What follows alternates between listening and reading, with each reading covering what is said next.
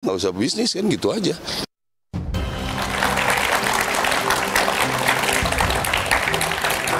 Itulah tanggapan dari Kepala Staf TNI Angkatan Darat Maruli Simanjuntak.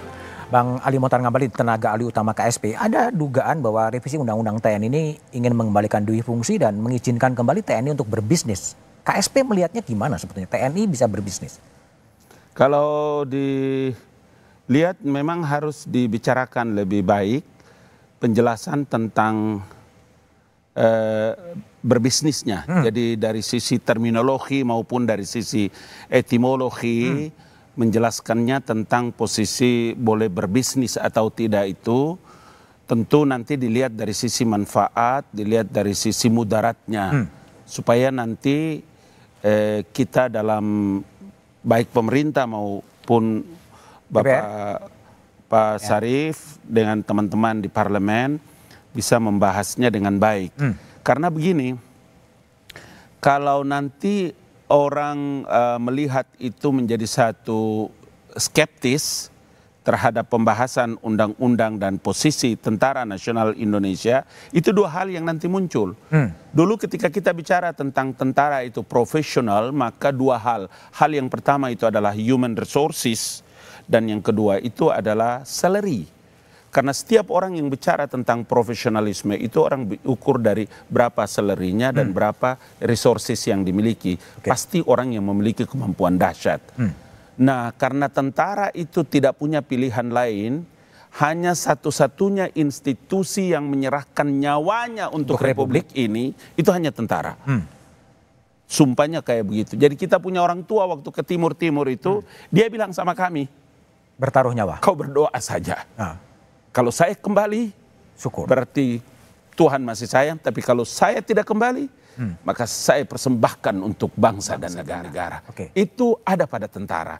Jadi maksud saya, siapa saja yang menjelaskan tentara, masalah undang-undang khusus untuk tentara ini, kita datar-datar saja supaya menjaga suasana psikologinya tentara.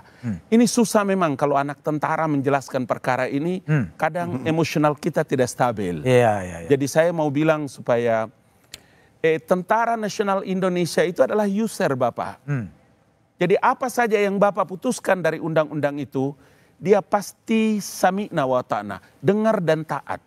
Karena itulah semua orang bicara tentang kepentingan bangsa dan negara, maka saya mau bilang bahwa mari bicara baik-baik.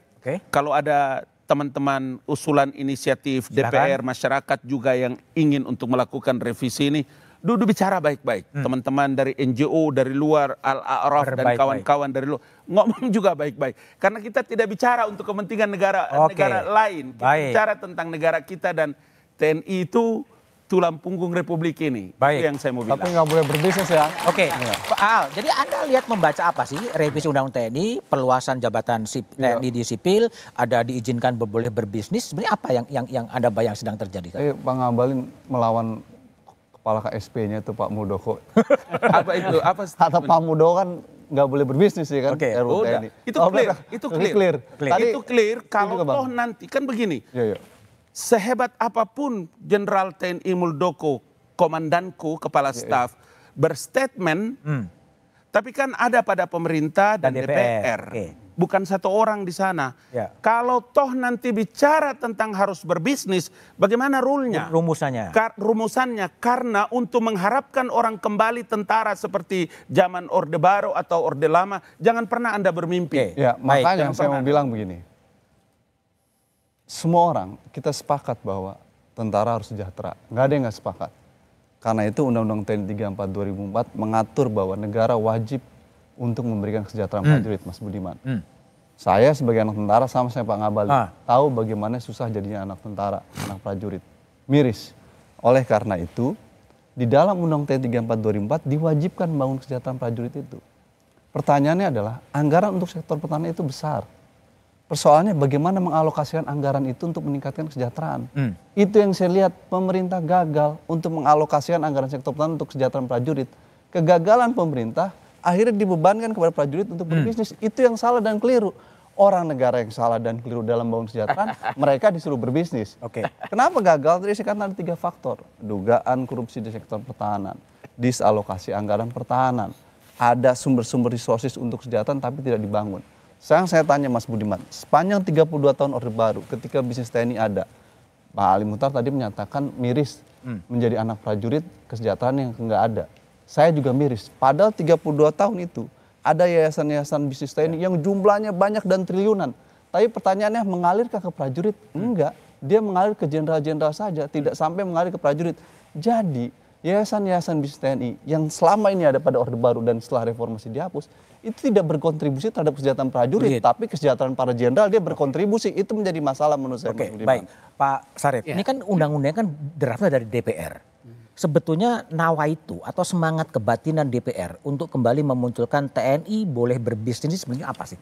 Ya, sebenarnya kita melihat bahwa karena minimnya anggaran Kementerian Pertahanan. Oke. Sehingga pertama tidak bisa memenuhi kebutuhan alutsista. Oke. Target MEF yang 100% Nggak itu tercapai. hanya 65% tercapai. Oke.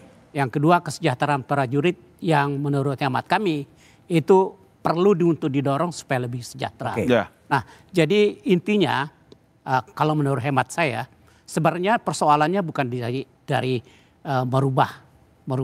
melakukan perubahan rancangan Undang-Undang 34 ini, tetapi saya melihat bahwa dengan terpilihnya Presiden Prabowo yang sudah mencanangkan bahwa pertumbuhan ekonomi itu akan berkisar antara 7 sampai 8% per tahun, maka ini akan sudah jelas akan bisa memenuhi anggaran Kementerian Pertahanan. Dengan demikian, kebutuhan untuk alutsista bisa dilakukan, kemudian kesejahteraan prajurit juga bisa dilakukan.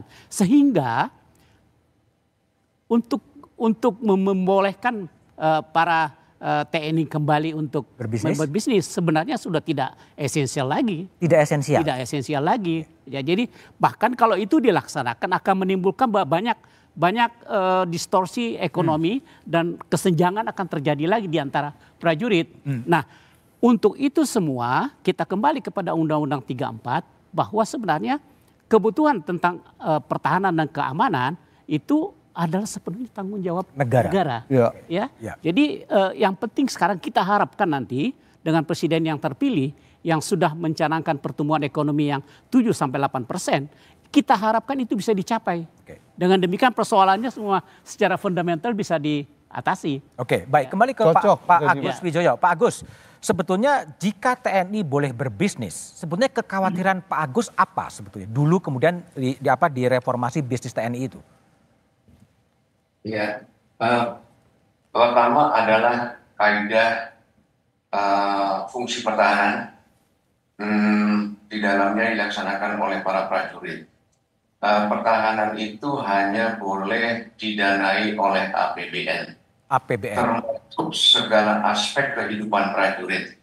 Apakah itu penugasan, apakah itu kesejahteraan.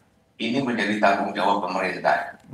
Apa yang terjadi kalau ada orang lain yang mendanai untuk meningkatkan kesejahteraan prajurit, terjadi konflik kepentingan. Artinya terjadi bisa terjadi loyalitas yang menyimpang dan bisa terjadi konflik kepentingan adalah kesetiaan yang bercabang. Karena antara yang memberi tugas dengan yang memberi kesejahteraan itu dari dua sumber yang berbeda. Ini akan membuat prajurit itu menjadi ragu kepada siapa saya tempatkan loyalitas saya. Prajurit itu harusnya satu kepada bangsa, dan yang memimpin bangsa itu adalah presiden terpilih. Sudah itu saja. Jangan dipikir lainnya disediakan oleh negara. Jadi kalau memang itu nanti kembali kepada bisnis, ya itu nanti akan membuat prajurit itu akan ragu. Jadi saya akan berbicara dari kaidah-kaidah karena kalaupun kita melihat kenyataan-kenyataan yang berkembang, katakan kita sampai pada kesimpulan kesejahteraan prajurit itu kurang, anggaran kurang, analisanya harus tepat. Kaidah-kaidah itu tetap harus absolutely berlaku, tidak boleh diterjang, tidak boleh ditabrak. Karena kalau diterjang ditabrak, maka nanti akan mengorbankan aspek-aspek lainnya. Terutama dalam hal ini adalah sisi profesionalitas prajurit. Yang harusnya setia kepada negara, setia kepada bangsa, dia sudah mulai meragukan akan kesetiaannya tersebut. Oke, Gitu, Pak. baik Pak Gus. Al, jadi kalau Anda lihat 98 itu tuntutan reformasi adalah mencabut dui fungsi ABRI. Ya. Apakah revisi Undang-Undang TNI memang akan kembali mengembalikan dui fungsi atau multifungsi? Seperti apa? Tapi setelah jeda berikutnya.